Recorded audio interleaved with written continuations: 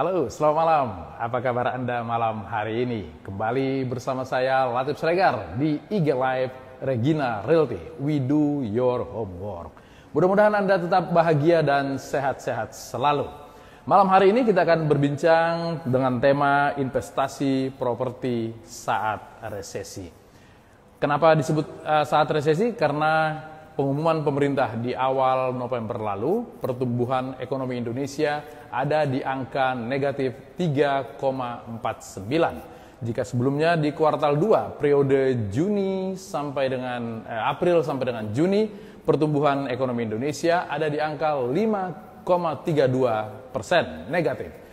Meski ada kenaikan sebanyak 1,8%, tetapi sesuai dengan teori ekonomi, jika sebuah negara dalam 2 kuartal berturutan pertumbuhan ekonominya negatif, maka negara tersebut ada di lembah resesi. Maka Indonesia saat ini sudah ada di lembah resesi. Apa yang ada dalam bayangan Anda ketika mendengar kata resesi?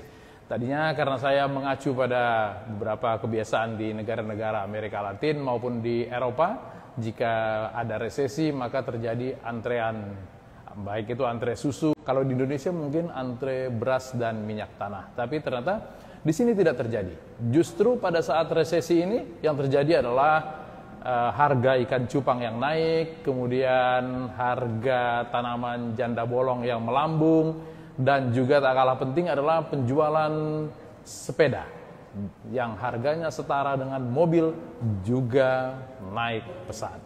Itulah resesi di Indonesia. Apakah kemudian ini akan berdampak kepada properti? Rasanya enggak ya, karena kalau melihat resesi ekonomi tersebut tidak berdampak langsung kepada kesulitan ekonomi. Paling tidak pada sebagian orang. Nanti kita akan berbincang bagaimana berinvestasi di properti di masa resesi ini. Tadi kita sudah janji dengan seorang praktisi dan inspirator investasi nomor 1 Indonesia, Bung Rian Filbert. Kita lagi menunggu ya, apakah Bung Rian sudah akan bergabung? Oh ya, ini sudah ada Rian. Halo, Bung Rian. Statusnya masih menunggu. Ini dia, Bung Rian Filbert. Selamat malam. Apa kabar? Iya, baik sekali Pak Latif. Selamat malam. Selamat malam. Sehat ya? Alhamdulillah sehat. Jadi Bung Rian ini adalah tokoh inspiratif pasar modal yang diberikan oleh Pak Joko Widodo pada 2017. Sudah menulis 17 buku, salah satunya adalah Strategi Rahasia Membeli Properti. Ini banyak di rumah, apa akan bertambah lagi bukunya ini dalam waktu dekat? Jadi sebenarnya saya ada antrian buku di penerbit itu ada 2 Pak Latif. Yang pertama kita membahas mengenai property investment, yang kedua saya membahas mengenai investasi saham. Cuma kayaknya penerbitnya malah tutup. Jadi dia malah nunggu, udahlah nanti aja Januari. Saya bilang ini udah telat. Saya bilang sekarang kalau mau. Saya bilang land investment gitu. Iya. Menulis sampai 17 buku tentang investasi. Memang investasi itu terlalu beragam atau memang banyak teknik atau seperti apa sih? Kenapa sampai 17 bahkan ada 2 yang sudah antri di penerbit? Iya, jadi memang yang namanya pengalaman saya ini sebenarnya saya catatkan dalam buku-buku yang saya tulis gitu loh Pak. Jadi 17 buku itu saya berbicara mengenai saham, saya berbicara mengenai reksadana, saya berbicara mengenai pengelolaan keuangan, saya berbicara mengenai passive income strategy, berbicara mengenai properti, berbicara mengenai emas. Bahwa yang namanya investasi itu adalah sesuatu yang harus kita pelajari terus-menerus. Tapi uniknya sebenarnya cara membeli dan waktu menjual itu sebenarnya tidak pernah berubah dari waktu ke waktu. Tapi variannya saja yang menjadi lebih. Ya, jadi variannya apapun, teknik menjual dan membeli itu sama saja? Yes. Tadi Bung Rian cerita tentang saham, kemudian properti. Kalau saham itu ada gejolak ekonomi, Biden terpilih, atau ada kegiatan di banyak negara, berimbas kepada saham. Kalau kepada properti, pengumuman resesi itu imbasnya seperti apa sih? Nah, ini menarik nih. Jadi, saya coba untuk kembali mengingatkan kepada kita semua bahwa pernyataan resesi, perlambatan ekonomi, itu adalah segala sesuatu yang diumumkan dan selalu terlambat. Actionnya itu harus lebih cepat kalau kita mau mengambil kesempatan. Contoh, kapan sih diumumkan yang namanya kita dalam kondisi resesi? Jawabannya adalah kayaknya belum lama ini. Baru awal November, tanggal 5 November. Yes, tanggal 5. Tapi kalau saya mau tanya, sebenarnya data itu terefleksi dari kegiatan kita selama berapa bulan? Jawabannya adalah Juli sampai September. Iya, artinya pengumuman itu sudah di belakang. Ya, tapi telat 1 bulan. 3 bulan, Pak. Dari bulannya Juli. Iya. Perilaku manusianya sudah terjadi di bulan Juli, di bulan Agustus dan September, dilaporkannya baru kemarin, dirilis.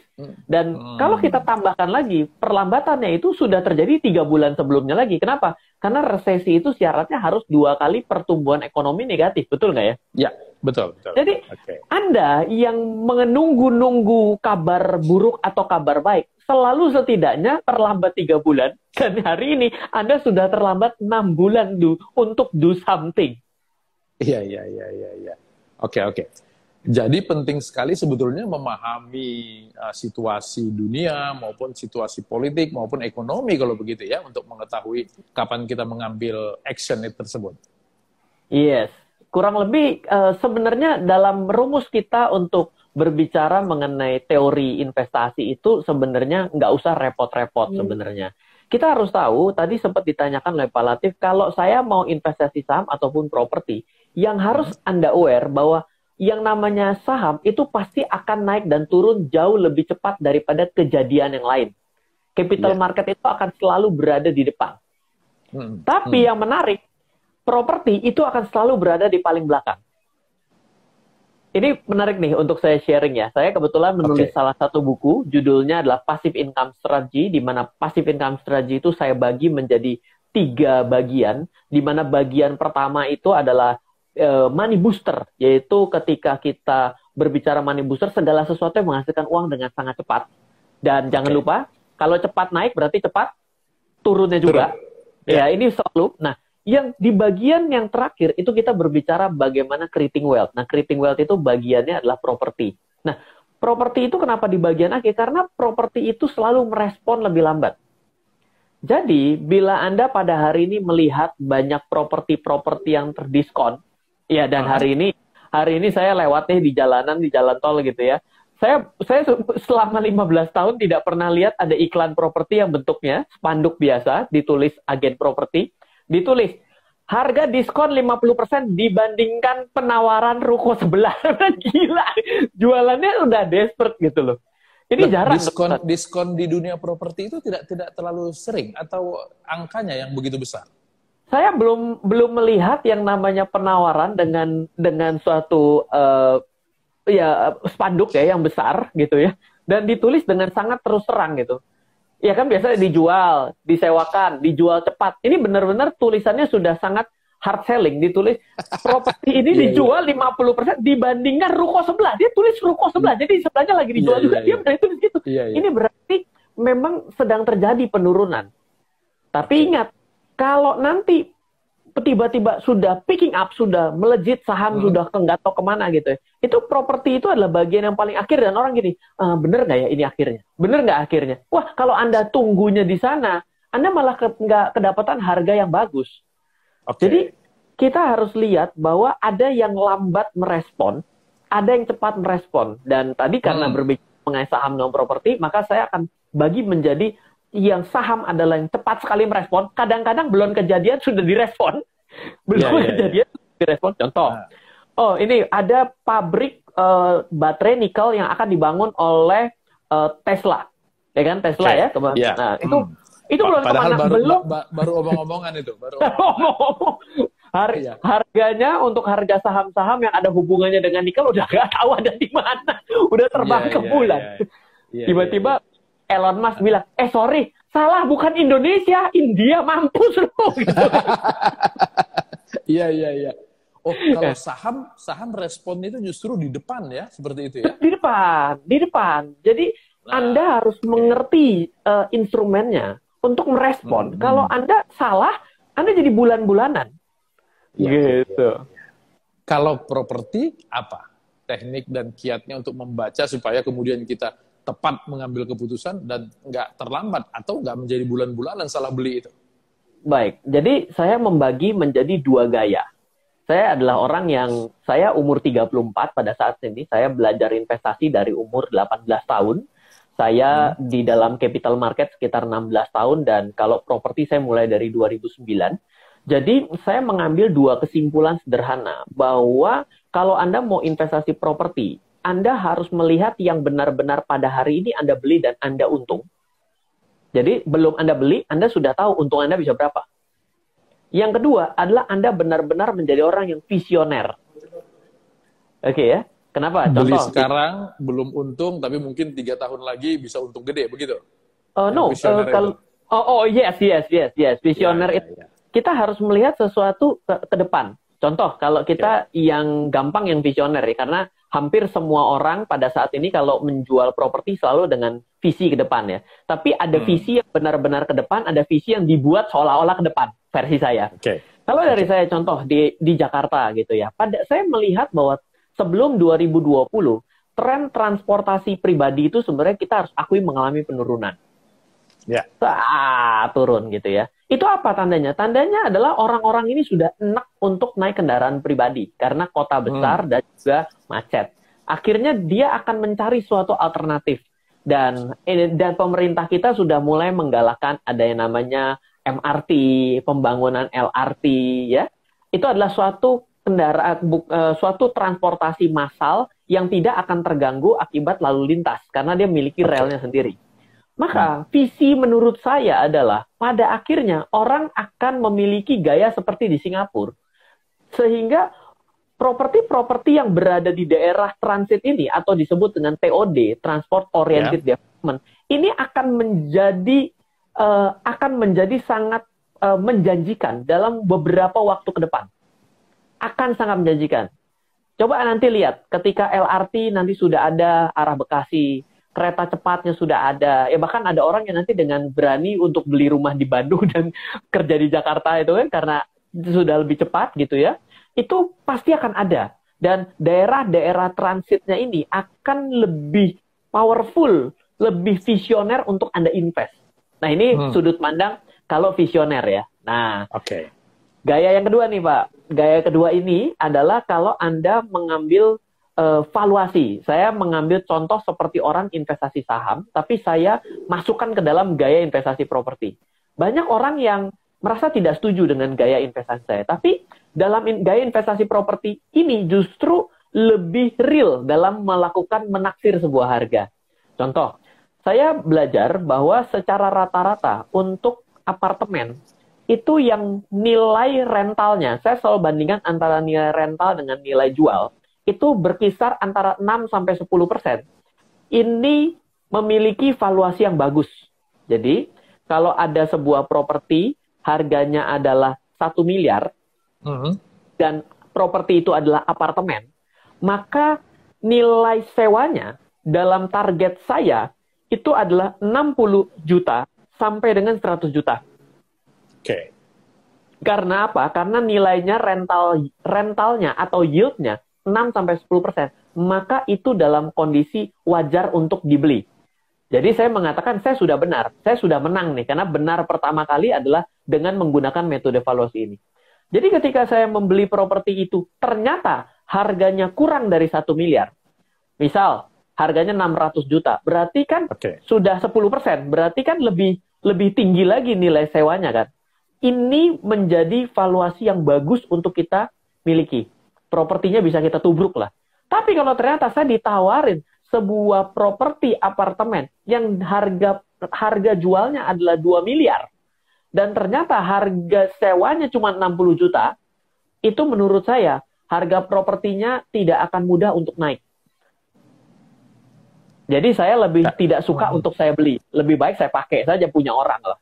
Kenapa? Karena dengan biaya renovnya lebih mahal saya punya saya punya maintenance kali daripada saya harus beli gitu ya. Saya lebih baik pakai, saya lebih untung dipakai daripada saya untung diinvest. Jadi saya selalu mengambil dengan dua sudut pandang, yaitu yang pertama, kalau visioner memang visioner, oke, tapi dengan make sense ya, gitu ya. Oh, dengan trennya ke arah mana secara gaya hidup. Kenapa? Karena gaya hidup tidak bisa dikalahkan.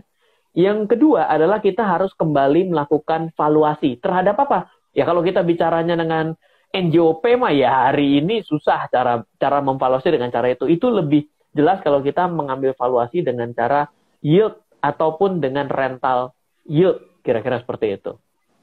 Oke, kalau di masa resesi seperti ini, kalau kita mau berinvestasi di properti, yang lebih enak kita pikirkan itu nilai jual atau nilai sewa? Oke, pada akhirnya kalau kita menganut aliran investor yang benar, maka seri pertama orang ke dalam keadaan resesi selalu berpikir cash is king. Jadi bilang, saya jangan pegang. Tapi menurut saya ya, kalau Anda cash is king, hati-hati. Kalau ternyata kebijakan pemerintah geser, tiba-tiba lempar duit sebanyak-banyaknya, wah, cash bisa become trash tuh. Jadi hati-hati nih dengan penganut aliran cash is king. Kalau saya berpikir cash flow is king, kalau Anda berpikir cash flow is king, berarti tentunya fokus pertama akan mencari properti yang bagaimanapun harus ada nilai produktivitasnya. Harus ada nilai rentalnya, harus ada pengembaliannya, payback-nya. Itu menurut saya ya. Tapi kalau kita bicara dalam kondisi hari ini, dalam keadaan resesi seperti ini, maka saya akan mengambil suatu highlight lain yang bisa kita catat. Properti apapun dalam keadaan resesi juga pasti akan ikut-ikutan jatuh. Yang penting adalah jangan seuang-uang Anda saat ini yang di kantong, Anda belikan properti. Saya punya uang cuma 1 miliar, saya belikan properti 1 miliar. Ya, seketika juga Anda mengkonvert dari uang Anda yang liquid berubah menjadi aset yang tetap. Dan kita tidak tahu apakah ternyata recovery 3 tahun ataupun 5 tahun, dan kita pun tidak tahu titik terakhir dari masa penurunan itu kapan. Sehingga apa yang harus Anda lakukan adalah ya tetap bisa melihat uang Anda harus Anda jaga secara perputaran. Dan kalau emang ternyata Anda melihat yang bagus, Anda yakin, dihitung ulang secara visi dan juga rental, baru Anda tubruk. Kalau melihat persentase, tadi katanya punya uang 1 miliar, jangan dibeliin semua 1 miliar jadi aset liquid, tapi ada aturannya nggak? Berapa persen yang boleh dibelikan, yang berapa persen lagi yang harus dipegang sebagai cash, supaya cash flow kita tetap juga terjaga dengan baik? Baik. Kalau yang namanya propertinya masih ada perputaran, maka sebenarnya hitungannya jadi dagang ya. Tapi kalau ternyata Anda memang tidak memiliki putaran propertinya, maka menurut saya Anda mesti bagi dengan gaya perencanaan keuangan. Seberapa yakin Anda pada hari ini untuk masuk terhadap resesi ini? Kalau Anda merasa cukup yakin, maka 70% pada properti oke, 30% pada yang sifatnya liquid. Tapi kalau ternyata Anda melihat gini, saya ini kebutuhannya ini masih sangat lama, 10 atau 15 tahun, Ryan. Melihat potensi pasar modal pada saat ini yang lagi ambruk nih, maka saya akan masuk justru 70% pada capital market, 30% saya akan pegang dalam bentuk properti. Tapi ada gaya ketiga.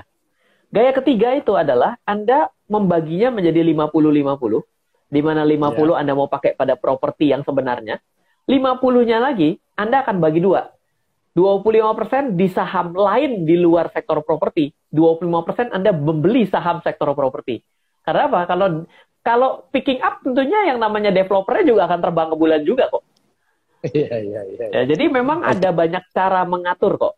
Kita memang perlu mengenal gaya kita sendiri sehingga kita akhirnya lebih nyaman dalam berinvestasi. Tadi 3 contoh itu adalah salah 3 lah dari yang bisa saya sarankan sesuai dengan yang namanya risk profile ataupun yang biasa disebut dengan risk appetite seperti itu.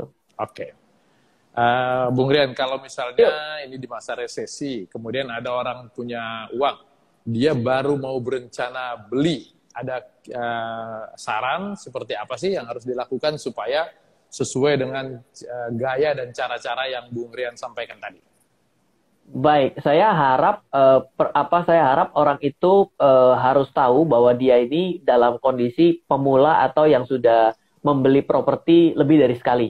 Kenapa? Ya. Karena kalau Anda pemula membeli properti banyak banyak hidden cost tanda kutip yang dia tidak sadar. Misalnya kalau misalnya PPN sih ya oke lah, PPN hari ini sudah dihitung di depan. Yang kedua, kadang-kadang ketika dia KPR dia juga nggak tahu ternyata KPR itu ada biaya tetek bengek. Nah, akhirnya dia jadi kesulitan uangnya. Yang ketiga, bisa jadi juga kalau misalnya dia membeli secara tunai sekalipun, ya tetap aja ada yang namanya akad kredit.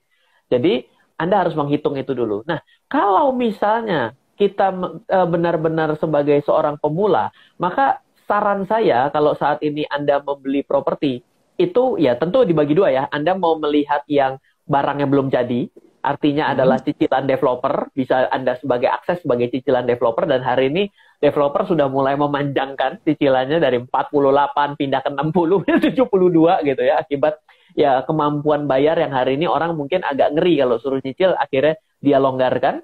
Ataupun bisa juga Anda kembali dengan sudut pandang yang tadi. Kalau Anda punya uang 100%, jangan 100% 100%-nya nyebur kepada satu titik.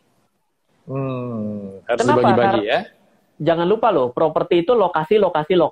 Jadi artinya beda dengan saya membeli saham saham Unilever gitu ya. Semuanya memiliki kenaikan yang adil. Mau dibeli 1 lot, dibeli 10 lot. Tapi kalau properti, kita tetap harus diversifikasi. Bisa jadi ternyata, misal, daerah Surabaya pulih lebih dulu, lebih naik, lebih kencang daripada yang ada di Jakarta. Ataupun yang di Jakarta dengan Tangerang ternyata Jakartanya lebih naik lebih dulu. Artinya kalau Anda punya uang sekian, jangan dihantam pada satu titik. Kalau emang ternyata cuma mampunya satu, saran saya coba diambil dengan bertahap, cicilan bertahap. Kenapa? Karena membuat Anda tetap punya cash. Gitu. Oke, baik. Coach, ini dalam waktu bersamaan ada 138 orang yang menonton kita. Di luar dari mereka yang keluar masuk. Jadi udah banyak sekali nih. Salah satunya ada Bung Aryo Diponegoro. Kata Bung Aryo, saham sudah di atas 5.400, mendekati 5.500, hampir balik ke angka sebelum corona. Properti, apakah sudah siap-siap terbang tinggi? Iya, baik. Harga pada hari ini yang terbentuk pada saham ini menurut saya belum sama dengan fundamentalnya. Jadi pada saat ini harga saham ini lebih dibentuk dengan sebuah visi.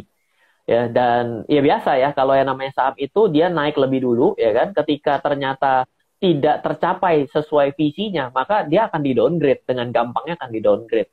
Ya, salah satunya kalau kita melihat dari pasar kita pada saat ini mengalami kenaikan, itu sebenarnya tidak didukung dengan volume transaksi. Ini yang perlu kita cermati sebagai pelaku pasar yang mentransaksikan dengan uang yang besar. Sebenarnya justru ada suatu kehati-hatian. Jangan lupa loh, untuk membuat harga saham bergerak dari satu harga ke harga yang lain, itu tidak perlu membutuhkan uang yang banyak. Kalau semua orang diam, jadi saya dan Pak Latif saja berdua melihat satu saham A, Pak Latif itu yang punya saham, saya yang punya uang, maka semua orang saya kompakin untuk tidak melakukan transaksi, tapi Pak Latif yang menjual dengan harga di atas 10% dari harga pasar, dan saya setuju untuk membeli saham itu, maka seketika juga harga saham naik langsung 10%. Oke.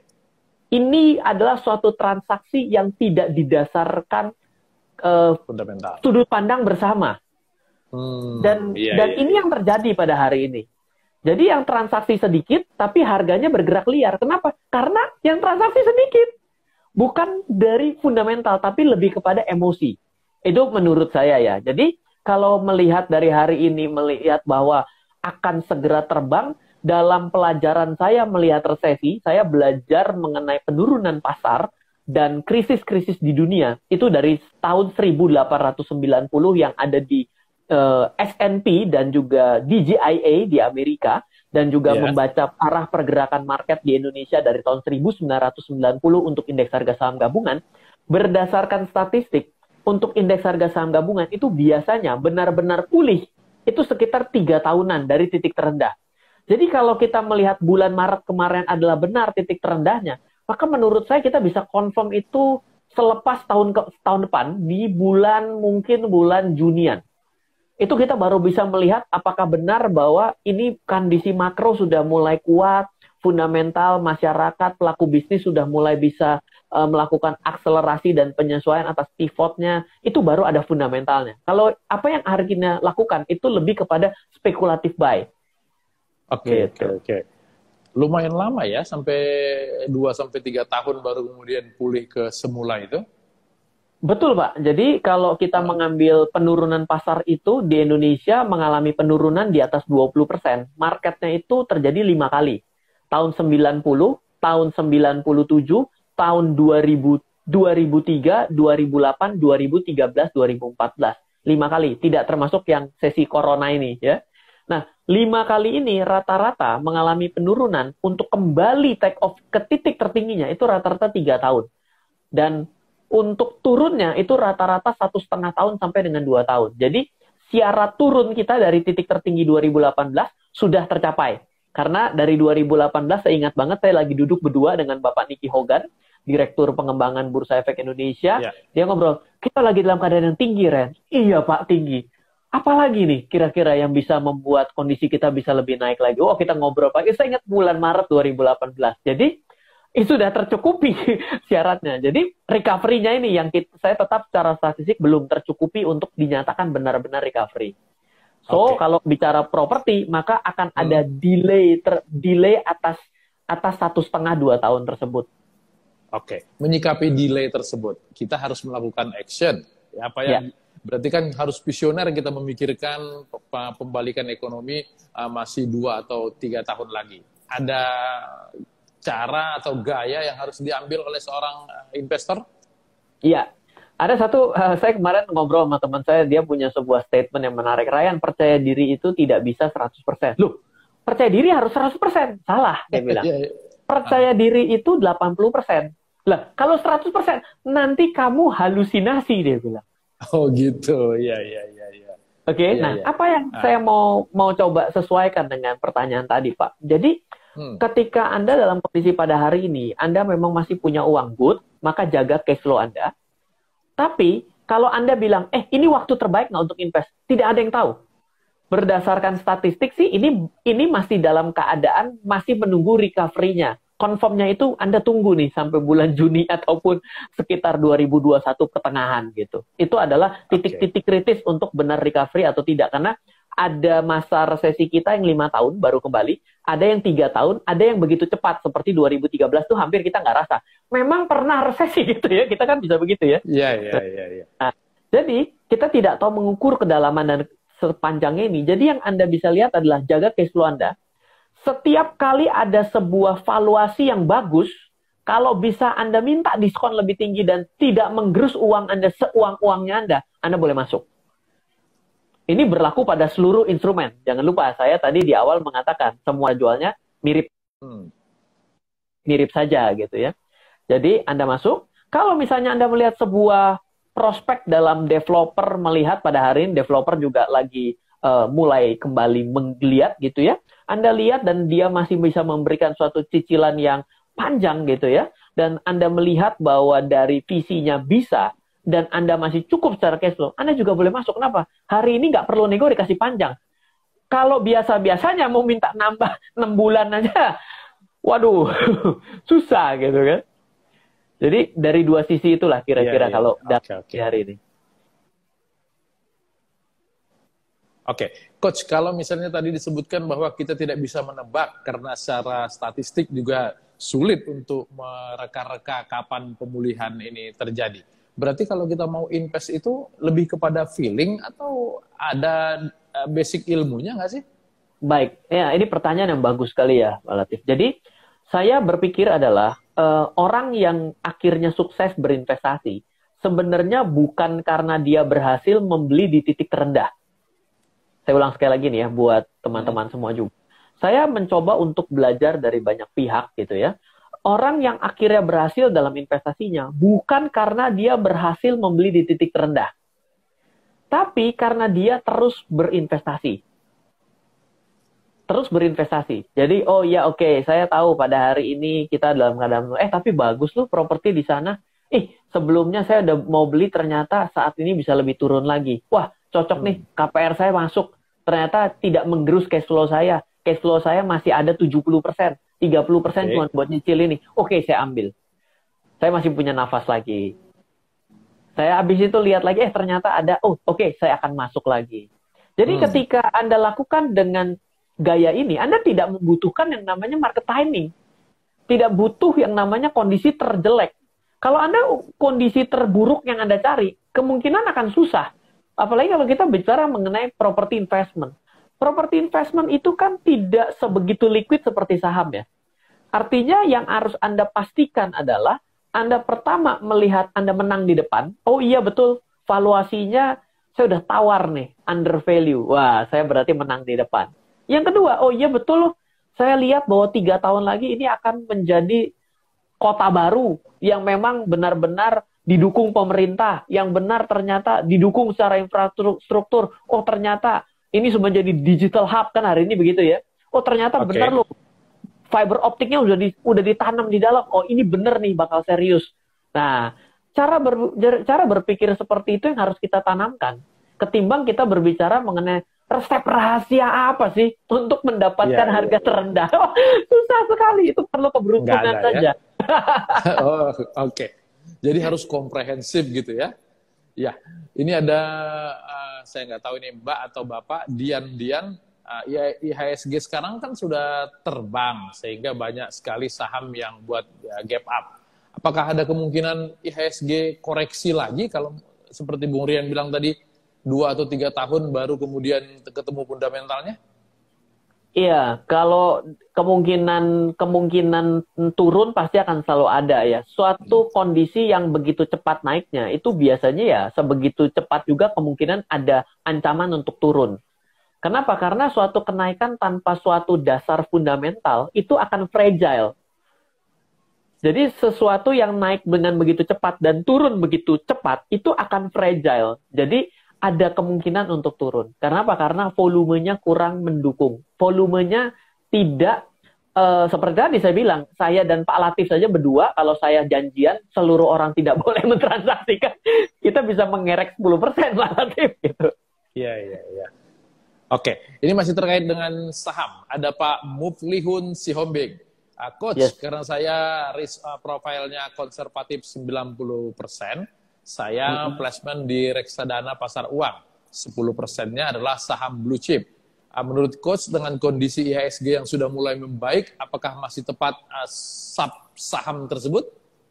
Ya, ini pertanyaan yang sangat baik ya Pak ya. Jadi pertanyaan ini seharusnya ditanyakan adalah Pak, apakah Bapak berinvestasi itu tujuannya kemana arahnya? Kalau Bapak pada saat ini berinvestasi dengan di mana uang yang ada ditempatkan pada pasar uang itu sedang memang tidak diperlukan, artinya bukan menjadi Anda makan bunga tabungan, mantap makan bunga tabungan, maka sebenarnya uang yang ada di sana, dan Anda mau investasi 10 tahun, maka pemikiran konservatif Anda kurang tepat ketika diparkir pada reksadana pasar uang, karena hanya bisa head to head dengan deposito. Nah, kalau misalnya Anda ternyata jangka panjang, maka kalau Anda jangka panjang itu mungkin 10 atau 15 tahun, maka menurut saya yang harus Anda lakukan adalah hari ini Anda membeli saham-saham yang hari ini sudah banyak yang tiarap, dan masih ada saja saham yang tiarap gitu ya, tapi fundamentalnya bagus, dan Anda untuk investasi 10 tahun, Anda silakan beli secara berkala, dan ketika Anda sudah bisa membeli secara berkala, maka ketika turun lebih dalam lagi, mungkin ada suatu penurunan yang besar, misalnya dalam satu hari diskon 4%, diskon 5%, mungkin ada yang bilang nggak mungkin, tapi selalu ada kata-kata mungkin dalam hidup kita, Anda boleh masuk. Artinya Anda melakukan pembelian berkala plus ditambah kalau diskon Anda masuk. Dan metode inilah yang menurut saya, yang saya pelajari itu yang paling bertahan dan menghasilkan suatu profit dalam kurun waktu sekitar 1 abad terakhir. Kalau di atas 10 tahun ya, kalau di atas 10 tahun, itu ada catatannya. Jadi ada syarat dan ketentuan berlaku ya, harus 10 Iya, betul. Baik, ini ada Mbak Mega Sisilia. Dia nanya, kalau sekarang mau invest itu lebih baik cash atau lewat KPR? Oke, kalau Anda punya uangnya sekarang dalam cash, dan Anda merasa bahwa memang uang ini sudah Anda alokasikan untuk investasi, di mana saya tidak tahu apakah properti yang dibeli akan produktif atau tidak, dan memang Anda mampu untuk membeli cash, maka Anda bebas pusing. Karena apa? Kalau cash berarti Anda sudah membeli suatu kepastian di awal. Kalau KPR kan bank yang mau minta kepastian Anda, bayar lo kan gitu ya. Jadi tentu cash lebih baik. Tapi kalau misalnya ternyata Anda mengatakan, Pak, tapi gini Pak, bagaimana saya ternyata uangnya pas-pasan. Kalau pas-pasan, lebih baik Anda ambil KPR. Kenapa? Karena kalau Anda bayarkan cash Anda dan Anda tidak punya uang lagi, wah kan jadi Anda kehabisan nafas namanya. Kalau tidak ada itu lebih repot. Jadi Anda boleh menggunakan KPR. Nah, kalau dalam kondisi pada saat ini, menurut saya loh ya, saya tambahkan ya, tapi ini saya selalu mengatakan bahwa berhutang itu bukan untuk pemula, investasi untuk pemula, tapi berhutang bukan untuk pemula. Saya terbalik nih gaya alirannya. Yang namanya KPR saat ini itu asik. Kenapa? Karena mendapatkan posisi bunga yang downgrade. Karena kan akan mengikuti 7 days repo rate yang akan mengalami penurunan dong. Dan Anda bisa kunci agak panjang. Jadi, kalau misalnya Anda alirannya lebih seru lagi, Anda bisa ambil untuk KPR syariah. Karena KPR syariah itu kan sampai lunas itu dengan nilai yang sama. Jadi hari ini Anda sudah di downgrade dengan suku bunga yang rendah. Jadi sebenarnya KPR juga bisa dijadikan suatu acuan. Oke. Ini dari Mbak Siti Meyana. Kalau menurut Coach, saat ini untuk investasi properti, baiknya investasi properti seperti apa? Saya gabung dengan pertanyaan sebelumnya tadi, lebih baik beli rumah jadi atau tanah? Oke. Pertama, kalau tanah, saya coba jawab yang tanah dulu ya. Kalau tanah dan Anda tidak berencana pakai gitu ya, nanti apalagi tanahnya tidak di dalam kawasan, Anda akan repot dengan orang yang menduduki tanah Anda. Ya, ini akan jadi masalah. Lalu kalau misalnya Anda berbicara dengan rumah jadi dan Anda tidak berencana pakai, nanti Anda juga bukan punya aset yang benar, tapi aset yang selalu minta Anda bayar. Tiba-tiba rusak, begitu. Ada teman saya yang buka pintunya langsung gabruk aja kan, dan dirayapin, akhirnya banyak biaya perbaikan. Jadi pastikan investasi properti itu adalah asetnya bekerja untuk Anda. Kenapa? Properti itu unik loh. Dia langsung dua. Satu, Anda fisiknya ada. Yang kedua, dia langsung multifungsi. Bisa menghasilkan uang dari sewa dan juga bisa ditunggu harganya naik, tidur naik gitu loh. Jadi manfaatkan dua ini dengan baik. Kalau misalnya enggak, ya berarti kan ciri-ciri investasi propertinya sayang sekali kalau tidak dilakukan gitu. Oke. Kalau dari kacamata seorang investor, ketika dia mau membeli, dasar perhitungan apa saja sih supaya kemudian ketika sudah dibeli tidak menjadi seperti yang Coach sebutkan tadi, justru menjadi kita harus membayar terus-menerus kepada properti itu, tidak menjadi passive income. Baik, kalau misalnya berbicara mengenai produk developer yang belum jadi, maka yang Anda beli adalah visinya. Jadi Anda harus menahan untuk 1 atau 2 tahun. Tapi konsekuensinya adalah harganya bisa melambung sangat tinggi.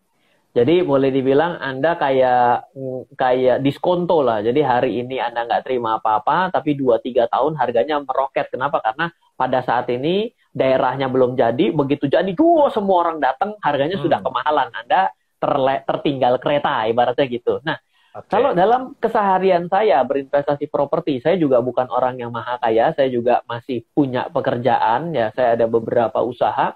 Jadi yang pertama kali saya lakukan, saya selalu mengukur berapa cash flow yang bisa saya gunakan untuk mencicil. Saya mencicil juga, gitu, meskipun hutang secara KPR tidak saya lakukan, saya mencicil, kekuatan saya sekian. Maka dari kekuatan saya sekian itu, saya akan bagi nih, menjadi 4 cicilan atau 5 cicilan, lalu saya lihat, saya mencari proyek-proyek yang visioner. Saya beli dengan cash bertahap. Lalu yang kedua adalah, saya cari lagi, mana agent-agent properti? Wah, ini dia nih, saya selalu punya banyak teman-teman agent properti. Ayo tolong kirimin untuk daerah sini, tolong kabarin saya. Kalau ternyata harganya bagus, tolong kasih tahu saya, dan kasih tahu juga harga sewanya di sekitar itu. Saya lihat, ternyata angkanya masuk. Misal kayak tadi, untuk apartemen saya selalu nyari 6-10%. Kalau untuk tempat tinggal 4-6%. 3% kurang suka, hari ini minta tetap 4-6% gitu ya. untuk tempat tinggal. Nah, itu yang saya tinggal tanya, oh ya ada, oke, kalau ada, maka yang saya lakukan pada saat itu ya udah saya bisa ambil, saya ambil. Jadi saya pada hari ini nih dalam keadaan corona ini saya sudah nambah 3 properti. Selama mulai bulan Maret yang lalu? Iya. Itu karena pemikiran visioner saja atau karena harganya sedang jatuh? Oh, yang satu karena harganya masuk dengan angka valuasi, yang kedua adalah dengan visioner karena dia berani manjangin cicilannya sehingga masuk dalam cash flow saya. Oke, proyek yang visioner itu dasarnya apa saja sih, Coach? Oh itu, yang tadi saya bilang kalau Anda di perkembangan, kayak tadi Pak, lokasi itu kan betul. Ya. Jadi saya tadi sempat sharing, kalau Anda di daerah Jakarta, maka Anda melihat bahwa tren arahnya mungkin menurut saya adalah TOD itu adalah tren yang akan terjadi. Kalau Anda mau keluar kota, ada yang sedang dicanangkan sebagai tempat untuk ibu kota baru gitu ya, Anda bisa lihat ya. Mesti datang lihat ya. Saya hari ini corona tapi sudah boleh terbang juga. Anda boleh, oke, jadi di sini jadi Anda sudah ngerti kondisinya medannya, maka Anda boleh juga untuk masuk. Oke. Kan kadang-kadang visi itu bisa harus beberapa tahun ke depan baru kemudian terwujud. Misalnya ada satu kota ini akan besar pada 6 atau 7 tahun mendatang. Berarti selama 6-7 tahun itu kan uang kita itu ngendap di sana. Menjaganya seperti apa? Baik, kalau misalnya biasanya kalau Anda melihat pengembangan itu juga pada hari ini kan belum jadi barangnya ya.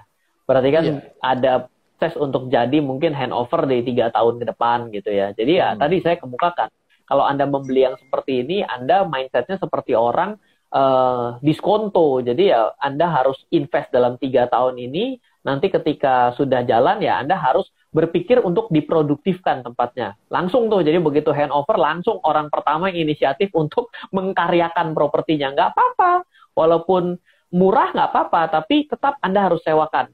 Nanti harga sewa akan terbentuk dengan sendirinya, walaupun Anda baru pertama kali, dan jangan disewain panjang-panjang. Biar kalau misalnya baru kayak gitu, jangan sewain panjang-panjang. Justru kalau perlu pendek-pendek, kalau perlu sebulan-sebulan, nggak apa-apa, rada repot. Tapi itu adalah proses pembentukan harga. Jadi memang harus seperti itu cara berpikirnya. Oke, bicara tentang menyewakan. Ada Mbak Leni Pipo nanya, saya mending investasi di apartemen yang kita tidak yakin akan bisa disewa terus, atau mending investasi di kondotel. Ada pihak lain yang mengelola untuk menyewa-nyewakannya. Mana yang harus kita pilih? Wah, ini dia. Nah, kondotel ini kan biasanya daerah-daerah yang sifatnya lebih kepada traveling ya, tourism gitu ya. Nah, dalam pengalaman dulu saya selalu mengatakan bahwa sektor defensif itu ada 4, yaitu pertama adalah consumer, yaitu kebutuhan makanan sehari-hari. Yang kedua adalah sektor kesehatan, yang ketiga adalah sektor pendidikan, yang keempat adalah sektor hiburan gitu. Traveling itu kan bagian dari hiburan. Ya ini special case, corona ini menghancurkan statement saya. Jadi yang keempat hiburannya hilang. Berubah jadi hiburan digital gitu. Hari ini hiburannya digital. Jadi Anda harus hati-hati terkait dengan kondotel. Tapi saya rasa ya masa iya ada corona versi 2020-2021 amit-amit juga gitu ya. Dan itu menjadi suatu hal yang mungkin hari ini kondotelnya menjadi under value. Kalau Anda merasa oke ya boleh. Tapi kalau dari saya, apartemen juga, ini penting ya, saya mau cerita mengenai apartemen kalau Anda berinvestasi di apartemen. Menurut saya, rumah susun ke atas itu tetap harus ada di daerah tengah kota, ataupun ada di suatu daerah titik keramaian. Oke. Kalau hari ini yang saya temui dengan penawaran-penawaran, itulah apartemen yang dijual akibat harga tanahnya sudah tidak lagi mampu dibeli oleh banyak orang. Akhirnya dia mengubah menjadi rumah tapak ke atas. Lah saya bilang, loh, rumahnya yang masih ada tanahnya aja susah tersewa dan terjual, kok apalagi yang tapak ke atas. Berarti kan ini kurang pas gitu. Jadi perlu hati-hati sedikit lah terkait dengan hal tersebut ya. Tapi tetap saja menurut saya apartemen oke ya. Anda buat apa banyak agent properti loh. Saya nggak pernah nemu ada apartemen yang nggak ada agent propertinya di bawah gitu kan. Anda bisa gunakan mereka selama Anda fair, Anda bisa membagikan komisinya, mereka benar-benar ngurusin, itu menurut saya menjadi solusi juga kok. Dihitung itu lebih murah juga dari jasa servis kondotel. Oke, saya menangkap ada dua bagian besar yang selalu Coach Ryan katakan. Tadi titik-titik keramaian, ini bergantung kepada lokasi ya Coach ya. Kemudian transportasi akan beralih ke transportasi umum. Apakah TOD itu akan menjadi investasi masa depan? Ini terkait juga dengan pertanyaan Bung Ricardo Simbolon. Kalau investasi properti, ciri-ciri properti yang bisa mendatangkan passive income bagus ke depan itu apa saja? Apakah TOD termasuk salah satunya? Iya, kalau misalnya saya melihat tentunya TOD ini tidak bisa di seluruh kota ya, karena kalau kita menghitung ya, kalau saya salah saya juga perlu dikoreksi gitu. Setahu saya seperti Surabaya, seperti Bandung itu TOD-nya dengan menggunakan jalur-jalur yang masih berhubungan dengan jalur jalan raya biasa itu menurut saya belum pas gitu. Tapi kalau misalnya sudah menggunakan rel, sudah menggunakan kereta-kereta cepat, itu menurut saya bisa dijadikan TOD. Nah ini saya belajar dari Hong Kong, saya belajar dari Singapura, belajar dari Jepang, belajar dari Korea, belajar dari Cina juga ya. Itu prinsip itu ternyata berlaku. Jadi ini hanya tinggal menunggu waktu kok. Pada akhirnya corona ini membuat orang sadar bahwa dirinya kelamaan tidak pernah bergerak. Akhirnya tren sepeda harganya jadi lebih mahal daripada harga mobil. Setelah kejadian hari ini, dia sadar bahwa akan perlu kesehatan gitu ya. Ciri-cirinya kan hari ini yang pakai masker dulunya nggak kuat, hari ini kuat karena berat napasnya gitu ya. Nah, ini menjadi suatu next-nya menurut saya orang sadar kok untuk menggunakan transportasi umum akhirnya. Oke. Kalau kita belajar dari pandemi ini, dikaitkan dengan investasi, kesadaran apa sih yang bisa kita pelajari dari situasi resesi dan pandemi ini? Iya, jadi perlu sekali menjaga pemikiran untuk tidak takut. Ya, bukannya artinya jadi orang yang sangat berani, salah ya. Tapi artinya Anda jangan pernah berpikir, wah saya akan menahan diri untuk tidak invest. Kapan Anda mau menunggu sampai investasi Anda mau Anda lakukan? Nanti ketika pulih. Ketika pulih itu sudah terlambat karena berita pulih itu sudah terjadi setelah pulihnya beneran gitu loh. Kenapa? Tadi secara contoh resesi, kita sudah ngomong resesi baru bulan ini, tapi terjadinya tuh sudah 3 bulan ditambah 3 bulan yang lalu. Jadi Anda sudah tertinggal 6 bulan soal penurunan harga. Jadi dan ini akan selalu terjadi. Dan ketika sudah pulih, nanti berita akan diumumkan 6 bulan kemudian. Kita ternyata sudah pulih dari resesi. Udah lewat lagi gitu. Jadi Anda harus menjaga pemikiran Anda. Jangan menjadi orang yang takut, tapi juga jangan percaya diri 100%. Karena kalau percaya diri 100%, menurut teman saya, namanya bukan percaya diri, tapi halusinasi. Gitu. Halu. Kata anak sekarang halu gitu ya. Iya. Oke.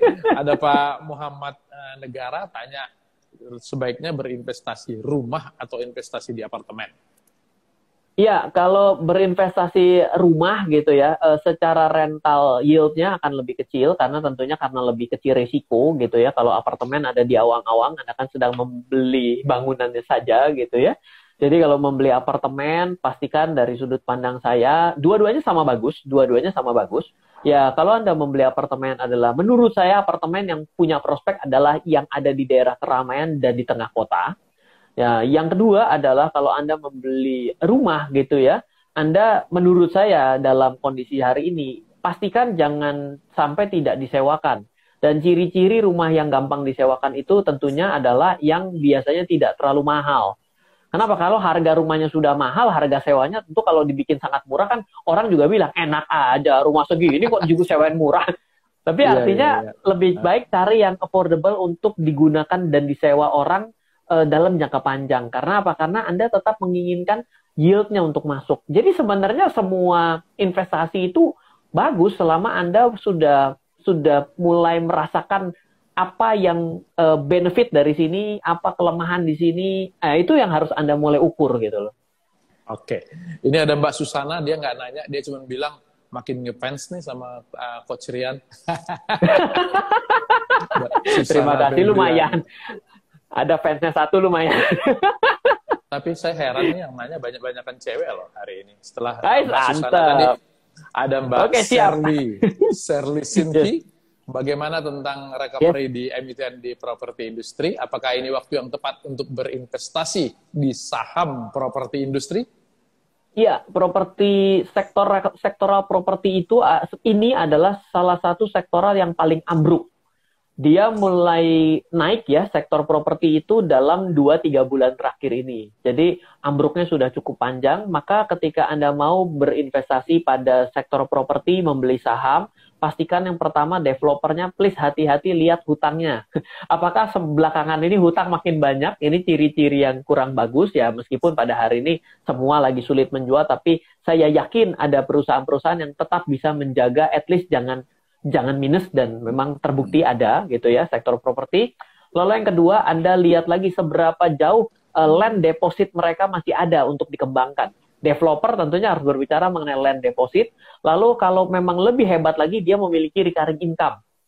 Sehingga dari 3 ini Anda bisa mendapatkan developer properti yang memang pada saat ini sedang murah, bukan developer properti yang murahan.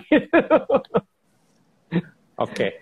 Ini nambah lagi nih yang ngefans nih. Ada Mega Sicilia, Ryan Filbert, panutanku. Siap, mantap. Ada Angki Nabi juga yang menyapa seperti itu. Baik, Coach, ini mungkin pertanyaan terakhir barangkali ya, karena tinggal 5 menit. Sebenarnya di masa resesi, di masa pandemi yang kita nggak tahu kapan berakhirnya, dan kalaupun sudah vaksin ditemukan, Coach tadi bilang, recovery-nya bisa 2 atau 3 tahun. Peran seorang agen properti dalam menjadi partner bagi kliennya di masa sulit seperti ini, seperti apa, Coach? Wah, saya justru paling hobi untuk nitipin nomor kontak saya gitu ya kepada agen properti. Kenapa? Karena agen properti ini pasti punya keahlian-keahlian tertentu di bidang mereka, ya kan? Ada yang jago sekali high rise, ada yang jago sekali untuk office, ada yang jago sekali untuk daerah-daerah landed yang prospek gitu ya. Sebenarnya Anda harus bisa menggunakan agen properti ini untuk mempercepat Anda mendapatkan informasi yang lebih tepat dan akurat dibandingkan properti. Jadi menurut saya agen properti ini menjadi salah satu profesi yang sangat membantu saya. Banyak orang yang masih punya pemikiran, oh saya kan jadi berbagi. Berbagi gimana? Anda mau mempelajari seluruh seluk-beluk daerah, mana mampu gitu. Memang punya waktu ya kan. Aneh juga kalau mikirnya gitu ya. Jadi menurut saya Anda harus punya partner agent properti yang memberikan informasi, dan tentunya harus yang memiliki suatu, kan kalau saya mulai belajar dari 2009 itu adalah member broker, principal. Itu kalau mereka memang menjadi yang bertanggung jawab, itu benar-benar care kok terhadap Anda. Nanyain, oh sewanya harus perpanjang, oh iya ini tempat ini harganya naik, coba harganya dinaikkan ke sebelahnya. Nah itu kan suatu insight-insight yang bahkan mereka juga menginginkan komisi yang sesuai dengan apa yang dia kerjakan. Jadi jangan pernah ragu untuk saling berbagi. Hidup ini perlu berbagi kok. Oke, kalau orang sekelas Coach Ryan aja masih membutuhkan agen properti, berarti warga yang tidak memahami saham atau bagaimana cara-cara berinvestasi harus bergantung banget dong sama agen properti dalam membeli atau berinvestasi ya? Yes, betul. Kalau untuk berinvestasi properti, tentunya agen properti memiliki banyak informasi lebih cepat dibandingkan orang yang setiap harinya belum tentu untuk catch up dengan satu daerah gitu ya. Jadi saya kira itu yang penting untuk kita highlight. Oke, apakah seorang agen properti yang mengedepankan untung saja boleh dilakukan pada saat resesi dan pandemi ini? Iya, kalau semuanya dalam kondisi saat ini jangan berpikir bagaimana cara untuk untung, tapi bagaimana cara untuk memberikan lebih. Kalau Anda berpikir I win, maka orang lain bisa saja lose, tapi pikirkan dulu orang lain untung, baru kita bisa untung. Jadi tidak bisa mengatakan untung di depan. Kita harus seperti itulah dalam bisnis, jangankan property agent gitu. Semua harus seperti itu. Oke, jadi harus berpikir bahwa kalau untung satu kali, tapi kemudian kehilangan klien, itu juga tidak baik. Percuma. Yang baik ya. Yes. Jadi harus menjaga hubungan baik dengan para klien tersebut. Oke, masih banyak sekali nih yang nanya Coach. Dan sampai udah tinggal 2 menit, masih ada 156 orang yang live bersama kita. Dan 100 40 orang di antaranya itu semua memuji Coach Ryan. Oke, ya, thank you. Ini diberitahu kita, kata ada seorang pendengar kita, Mbak Siti, katanya masih 8 menit kok, masih boleh ditanya. Masih ada pertanyaan lagi? Ada Mbak Aufa Sidix. Keren ini kalau nasihatnya adalah harus mikirin orang lain, baru orang lain juga ikut beruntung. Baru seorang agen properti beruntung. Memang harus begitu ya? Yes, you win and I win. Tidak bisa I win. Kalau Anda egois, Anda nggak akan lama. Anda harus you win and I win. Dalam semua bisnis Anda harus menerapkan seperti itu. Oke. Ini ada Pak Tangguh. Ada Pak Tangguh. Coba pertanyaannya mana? Coba naikin. Dia bilang berapa kali nih, tolong dong pertanyaan saya dijawab. Ada di atas katanya. Coba apa ya, kita putar dulu ya, Ko ya. Oke, ini yang komentarin soal halu, apakah nyari pacar itu juga halu katanya. Ini sambil yang pertanyaan Pak Tangguh dicari ke atas, Coach, ada saran atau nasihat dari yang tadi udah dibuat oleh Coach, gaya, cara dan segala macam? Masih ada yang tersisa untuk disampaikan kepada calon investor maupun kepada agen properti? Iya, kalau berbicara mengenai property investment itu, saya kembali memberikan sebuah pesan. Bila Anda adalah seorang pemula, benar-benar basic sekali, menurut saya ya, lebih baik Anda bisa ambil secondary, property second. Itu jelas Anda lebih mudah menghitungnya. Kenapa? Karena ya saya udah tahu barangnya sudah ada, lalu juga ada yang namanya rentalnya, yang sebelah disewakan sekian, harga ini sekian, Anda bisa mengukur sendiri. Lalu kalau Anda tetap mau menggunakan KPR, itu boleh-boleh saja. Tapi ingat, KPR-nya Anda harus 30% ataupun maksimum 50% dari pendapatan Anda. Itu Anda selamat sampai tujuan, seperti itu biasanya gitu ya. Jadi saya selalu memberikan highlight bagi pemula bahwa Anda tidak boleh hanya mendengar kata-kata orang dan tiba-tiba Anda ngegasnya itu harus Anda hindari lah. Apalagi dalam berinvestasi properti. Kenapa? Karena properti beda dengan saham. Kalau Anda membeli saham, Anda salah beli gitu. Anda bisa langsung segera pencet tombol sell. Dan bisa langsung. Tapi kalau Anda properti, Anda sudah beli. Lah, Anda mau sell-nya kan harus hubungi agent properti dulu, keluarkan spanduk dulu, dijual. Nah, itu proses belajarnya menjadi sangat panjang untuk bisa mencapai benar dan salah dalam satu siklus. Gitu. Iya. Jadi benar dan salah itu harus kita pelajari dalam waktu yang panjang. Tidak bisa diputuskan dalam waktu singkat ya, Coach ya. Ini masih banyak sekali pertanyaan dan bilang ini pengetahuannya luas banget nih. Boleh nggak Coach Ryan ini akan hadir lagi di IG live-nya Regina Realty. Nanti akan kita datangkan kembali. Baik, Coach, sudah 1 jam. Terima kasih sudah berbagi tanpa terasa ya. Kalau dialognya enak begini, tanpa terasa sudah 1 jam. Untuk Anda semuanya, terima kasih sudah mendengarkan saya dengan Coach Ryan Filbert. Dan acara ini akan kami save dan nanti akan ada di IG TV-nya Regina Realty. Jangan lupa, Regina Realty, we do your homework. Terima kasih, sampai jumpa. Bye-bye.